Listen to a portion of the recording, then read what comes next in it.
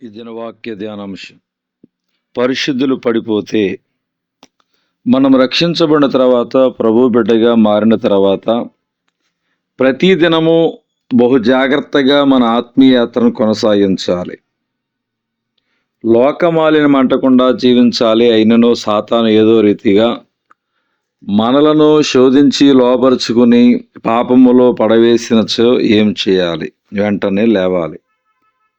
పరిశుద్ధముగా జీవించే ఆత్మీయుడు పాపములో పడినప్పుడు వెంటనే సైతాను వచ్చి చేసే మొదటి పని, నీవు ఇంకా లేవవు, లేదా నీలాంటి వాడిని ప్రభు క్షమించడు అని నిన్ను తప్పు త్రోవ పట్టిస్తాడు.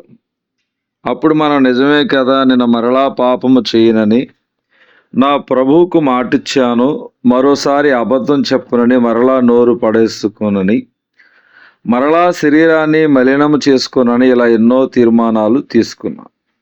కానీ ఏమిటో మరలా అదే పాపం చేశాను. ఇప్పుడు ఏ ముఖము పెట్టుకొని నా ప్రభు దగ్గరికి వెళ్ళాలి, ఆయనక నన్ను క్షమించడని చెప్పి మనలో చాలామంది పాపములో పడిన తర్వాత దేవుని దగ్గరికి వెళ్ళి క్షమాపణ కోరడానికి బదులుగా దేవునికి దూరం అయ్యే ప్రయత్నము చేస్తారు.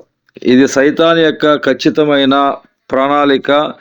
ఇంకొక విషయం తెలుసా, మనము ఎంత పాపిష్టి వాళ్ళమో, ఎంత నీచమైన వాళ్ళమో మన గురించి మనకంటే ఆ యేసయ్యకి బాగా తెలుసు. నీ ఆత్మీయత ఏమిటో, నీ బలహీనత ఏమిటో అన్నీ యేసయ్యకి తెలుసు. మన గురించి అన్నీ తెలుసు కూడా మనము అడగక మునిపే మన కోసం సిలువలో ప్రాణత్యాగం చేశాడంటే ఆయన మనల్ని ఎంతగా ప్రేమిస్తున్నాడో ఒకసారి ఆలోచించండి. రోడ్డు మీద నీవు ప్రయాణం చేస్తున్నప్పుడు పొరపాటున నీ కాలు జారి క్రింద పడినప్పుడు వెంటనే నీవు చేయవలసిన మొట్టమొదటి పని పైకి లేవాలి. లేకపోతే మరొక ప్రమాదం పొంచి ఉంటుంది.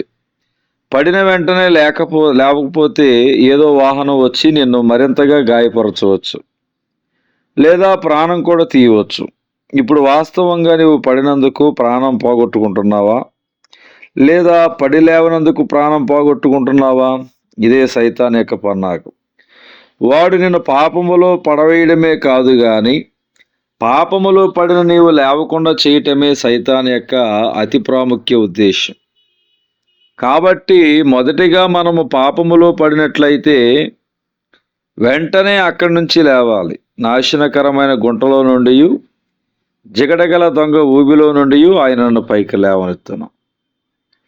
రెండవదిగా ఒప్పుకోవాలి, పశ్చాత్తాపడాలి, విడిచిపెట్టాలి. కాబట్టి అతిక్రమణ దాచిపెట్టువాడు వర్తెలడు, వాటిని ఒప్పుకుని విడిచిపెట్టువాడు కనికరం పొందునని సామెతల గ్రంథము 28:18 చెప్పబడింది. దేవుడి దినవాక్య ధ్యానం దేవుడు దీవించునుగాక. ఆమేన్.